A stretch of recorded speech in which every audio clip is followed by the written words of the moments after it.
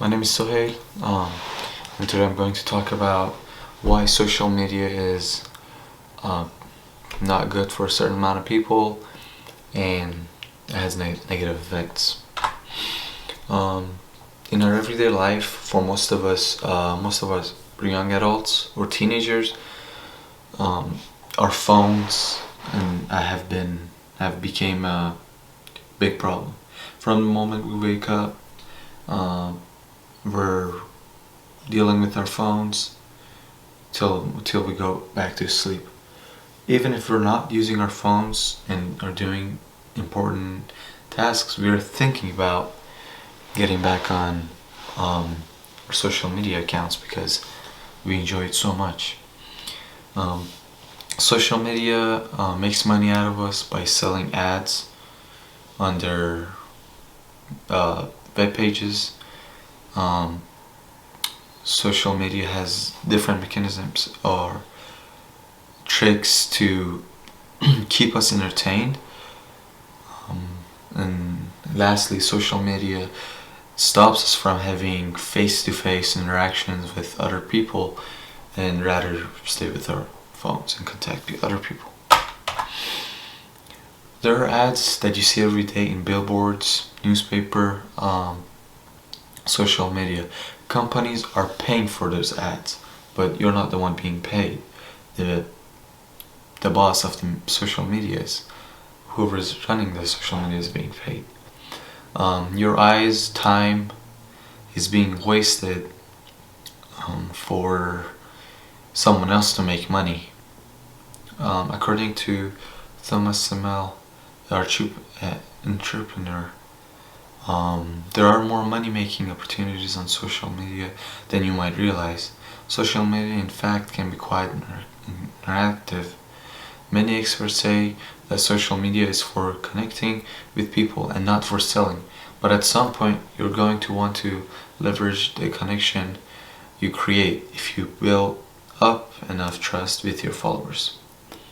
There is nothing wrong with trying to grind and get to success, but the tricks and the tricks being used in this process are harming other people that are being made money out of, which is a negative impact. Um, Social media uses tricks also to keep us entertained, and this for people who don't have a good time management, especially young adults or teenagers, could make life a lot harder because we would rather sit and just use our phones instead of getting to our homework or cleaning our room, and it just wastes our time. Social media basically makes a model out of us.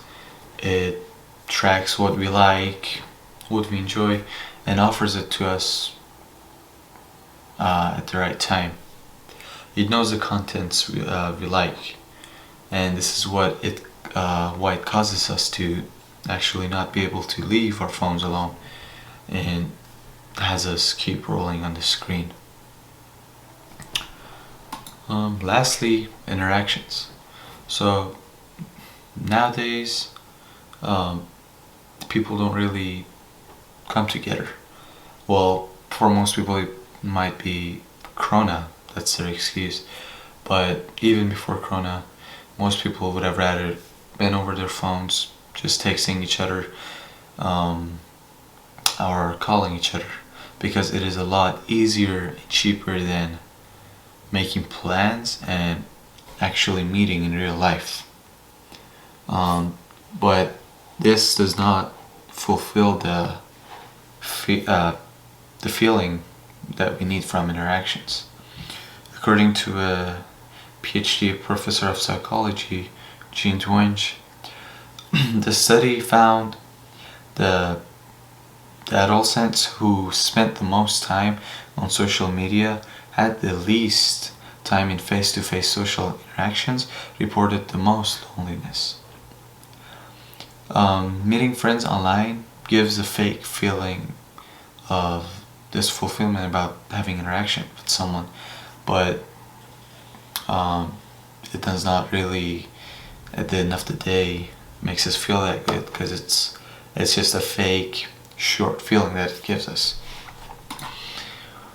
What we have learned: social media could be very evil to people who don't know how to use it, how to control themselves from it, which are basically most young people, young adults. Social media attracts, controls, and makes us feel, but we don't have to let it happen. The time and options being provided by the media for people to use should be minimized, so the media could have a better impact. At the end, it's a person's choice to make a change. It might not be that easy, but it is possible. Thank you for listening to my speech. Sorry.